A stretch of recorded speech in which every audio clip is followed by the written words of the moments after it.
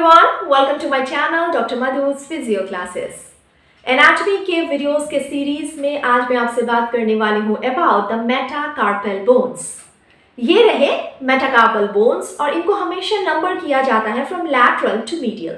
अगर अभी भी आपको कोई कंफ्यूजन है इन टर्मिनोलॉजीज के साथ, medial, lateral, superior, inferior, proximal, distal, फिर आप मेरा प्रीवियस वीडियो चेक कर सकते हैं जिसमें मैंने बेसिक टर्मिनोलॉजी से रिलेटेड सारे कंफ्यूजन्स को क्लियर करने की कोशिश की हुई है।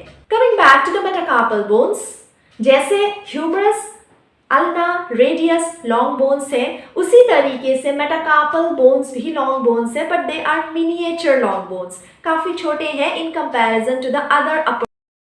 हर बोन का एक हेड होता है जो कि डिस्टली प्लेस्ड होता है, एक शाफ्ट होता है और एक बेस होता है। बेस इसका प्रॉक्सिमल एंड होता है।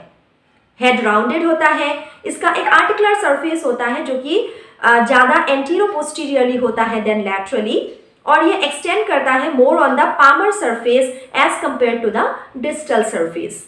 ये जो हेड्स होते हैं ऑफ द मेटाकार्पल बोन्स, ये आपके इन नकल्स को फॉर्म करते हैं। ये जो नकल्स है आपकी मेटाकार्पल बोन्स का जो शाफ्ट होता है वो कॉनकेव होता है ऑन द पामर सरफेस, और डॉर्सल सरफेस में एक फ्लैट ट्रायंगुलर एरिया होता है in the distal part. Base हमेशा इरेगुलरली एक्सपांडेड होता है।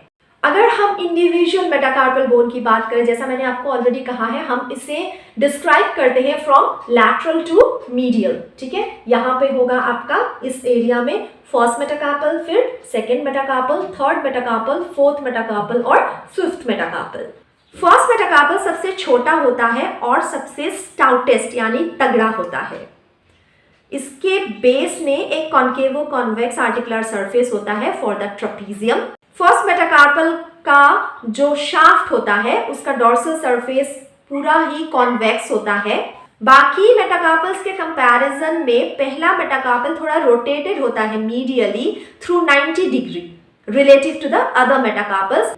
As a result of this rotation जो भी थंब के मूवमेंट होते हैं वो हमेशा राइट एंगल्स में होते हैं as compare to the other digits, और ये किसी दूसरे मेटाकार्पल बोन के साथ आर्टिकुलेट नहीं करता। अगर सेकेंड मेटाकार्पल की बात करें तो इसका बेस ग्रूव सा होता है। थर्ड मेटाकार्पल के बेस में एक स्टाइलॉइड प्रोसेस होता है। फोर्थ मेटाकार्पल के बेस में दो छोटे छोटे ओवल फैसेट्स होते हैं, और फिफ्थ मेटाकार्पल का बेस थोड़ा इलोंगेटेड होता है।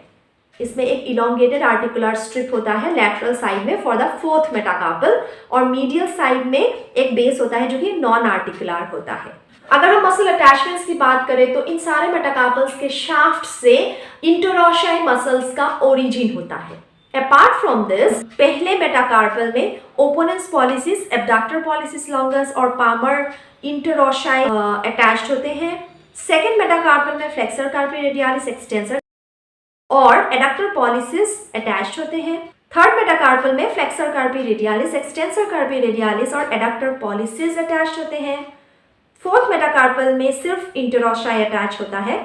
फिफ्थ मेटाकार्पल में एक्सटेंसर कार्पी अल्नारिस, ओपेनस डिजिटी मिनिमी अटैच्ड होते हैं। और अगर हम आर्टिकुलेशंस की बात करें तो फर्स्ट मेटाकार्पल सिर्फ ट्रपीजियम के साथ आर्टिकुलेट करता है। सेकेंड मेटाकार्पल ट्रपीजियम, ट्रपीजॉइड, कैपिटेट और थर्ड मेटाकार्पल के साथ आर्टिकुलेट करता है।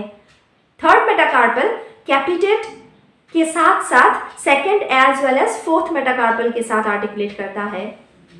फोर्थ मेटाकार्पल कैपिटेट, हेमेट और थर्ड एंड फिफ्थ मेटाकार्पल के साथ आर्टिकुलेट करता है, और फिफ्थ मेटाकार्पल हेमेट और फोर्थ मेटाकार्पल के साथ आर्टिकुलेट करता है।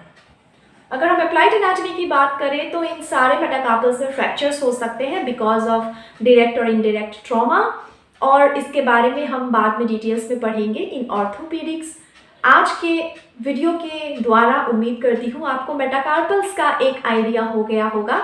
आप मसल्स के अटैचमेंट्स को याद रखिए, और इन सारे बोन्स का जो एनाटॉमी है वो काफ़ी ही सिंपल है और इजी है टू रिमेंबर। इसी तरीके से anatomy, physiology and other subjects of physiotherapy के वीडियोस के लिए मेरे चैनल को सब्सक्राइब, और अगर आपको वीडियोस का कंटेंट अच्छा लग रहा हो तो अपने सीनियर, जूनियर्स और फ्रेंड्स के साथ शेयर ज़रूर कीजिए। Thank you so much, see you again.